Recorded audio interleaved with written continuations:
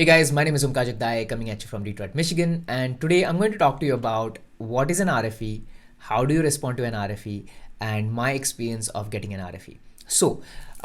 As a matter of fact, in 2020, I got an RFE, and I was going to a Day 1 CPT University, Harrisburg University at this point of time, and I had applied for H1B, I got selected in H1B, and I got an RFE. So, you don't have to panic for RFE. Okay, number one thing, understand that you don't want to panic when you get an RFE. RFE is usually USCIS wants to approve your notice, but what they're saying is, I want more evidence that you maintained your status or whatever they are asking for. They want evidence that you did do the right things, and then if you provide that evidence, they will approve your profile, or they will approve your H1B or OPT, whatever. So in recent times, what I'm hearing from a lot of students, that they are going to these Day 1 CPT universities, and they're getting a lot of RFEs when they are applying for OPT. Now, obviously, it's a valid reason. You see, a lot of these students are staying in Texas, Chicago, wherever in the country, and they are attending colleges in maybe Kentucky or other places, and they are getting their RFEs. So understand one thing, that there are certain colleges, which I'm not going to name here, will get more RFEs than others. And this is for OPT. H1B, you should expect an RFE if you are living away from the university. So let's say I lived in Detroit, my university was in Harrisburg, which is Pennsylvania. I expected an RFE because your college is there, you're working here, how are you maintaining your status? So I had to prove that I'm maintaining my status in my RFE. Now, let's talk about some questions you will be asked in your RFE. So number one question you will be asked is like, hey, what is the proof that you are maintaining your F1 status? That means, are you attending classes on campus? So that's number one. Number two question you will get is, how is your course related to your work? So let's say if you took CPT and you're going for a program called analytics now, and you're working as a computer science major or data analytics, then it's easier for you to prove that what you're studying is related to your work. So that's second thing.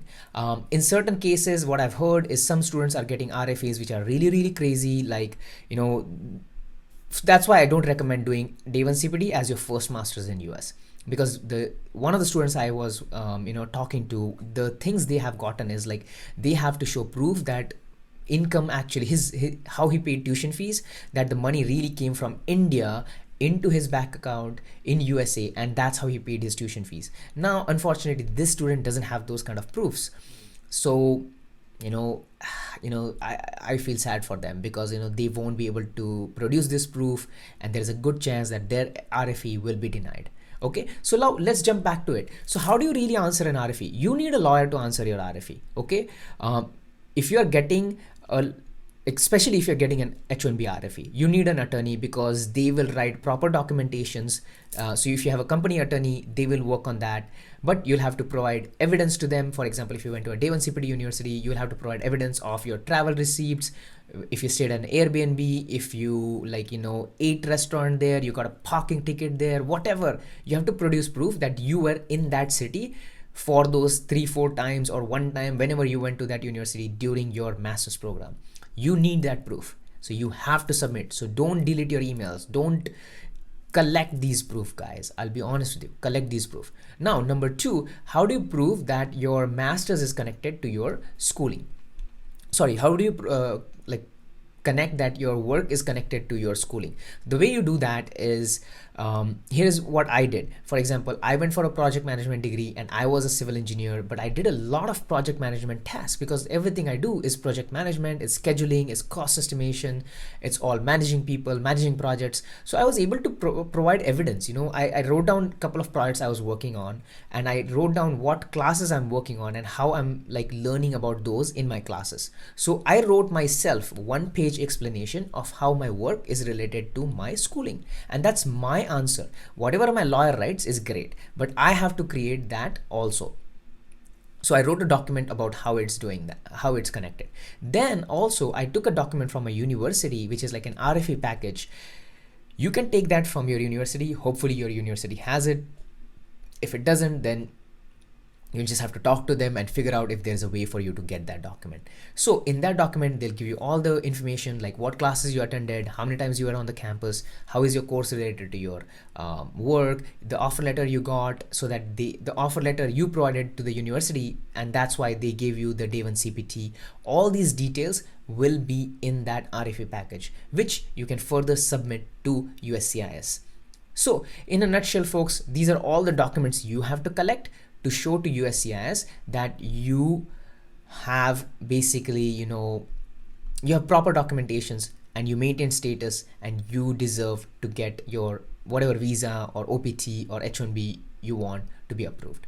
So in a nutshell, that's all I have.